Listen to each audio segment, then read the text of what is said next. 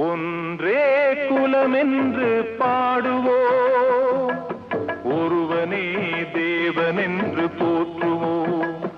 அன்னை இதயமாக அன்பு வடிவமாக வந்து வழிகாட்ட வேண்டும் என்று வணங்குவோம்.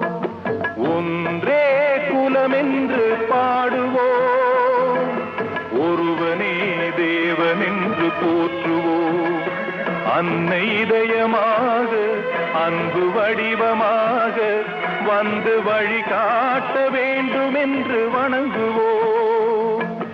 ஒன்றே குலமென்று பாடுவோம், ஒருவனே தேவனென்று போற்றுவோம்.